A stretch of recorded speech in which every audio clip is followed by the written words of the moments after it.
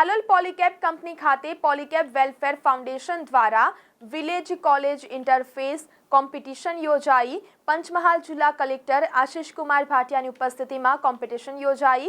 ગ્રામ્ય વિસ્તારોની સમસ્યા અને વિકાસ માટે વિલેજ કોલેજ ઇન્ટરફેસ કોમ્પિટિશનનું આયોજન કરાયું હતું। હાલોલ પોલીકેબ વેલફેર ફાઉન્ડેશનનો નવતર પ્રયાસ ગામડાઓ અને કોલેજના વિદ્યાર્થીઓનું ઇન્ટરફેસ કોમ્પિટિશનનું આયોજન કરવામાં આવ્યું હતું। સમસ્યાના સમાધાનથી ગામડાઓ અને લોકજીવન સુધારવાના પ્રયાસ તો ગામડાઓ અને વિદ્યાર્થીઓના ઇન્ટરફેસ કોમ્પિટિશનનું આયોજન કરવામાં આવ્યું હતું। કોમ્પિટિશનમાં કુલ 9 કોલેજના વિદ્યાર્થીઓએ ભાગ લીધો હતો।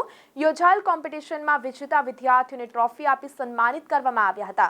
આ પ્રસંગે જિલ્લા કલેક્ટર આશિષ કુમાર ભાટિયા, પોલીકેબ કંપનીના ડાયરેક્ટર રાકેશભાઈ તલાટી, એજ્યુકેટિવ ડાયરેક્ટર વિજય પ્રતાપ પાંડે તેમજ CSR વિભાગના vice president Chitra Dave, associate vice president Parul Patel તેમજ CSR વિભાગના હેડ નીરજભાઈ કુંદનાની હાજર રહ્યા હતા। હાલોલ પોલીકેબ કંપની ખાતે પોલીકેબ વેલફેર ફાઉન્ડેશન દ્વારા વિલેજ કોલેજ ઇન્ટરફેસ કોમ્પિટિશન યોજાઈ। પંચમહાલ જિલ્લા કલેક્ટર આશિષ કુમાર ભાટિયાની ઉપસ્થિતિમાં કોમ્પિટિશન યોજાઈ।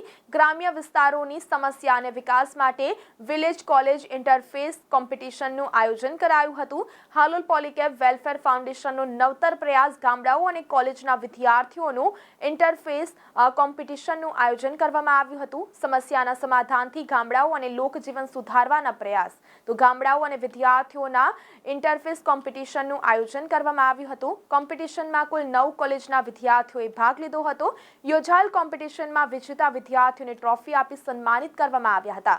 આ પ્રસંગે જિલ્લા કલેક્ટર આશિષ કુમાર ભાટિયા, પોલીકેબ કંપનીના ડાયરેક્ટર રાકેશભાઈ તલાટી, એજ્યુકેટિવ ડાયરેક્ટર વિજય પ્રતાપ પાંડે તેમજ CSR વિભાગના vice president Chitra Dave, associate vice president Parul Patel તેમજ CSR विभागना हेड नीरजभाई कुंदनानी हाजिर रहा था।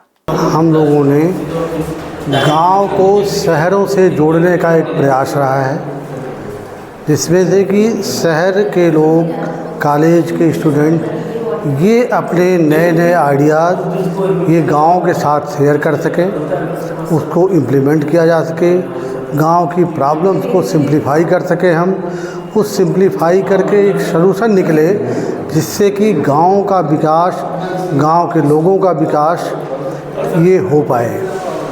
आज के दिन में तमाम ज्वलंत समस्याएं हैं, उन समस्याओं के साथ ये जो छोटे छोटे सलूशन आएंगे ये एक जनरेशन गैप को ब्रिज करेंगे और ब्रिज करके ये देश के विकास में आगे ले जाएंगे, हम ऐसा मानते हैं।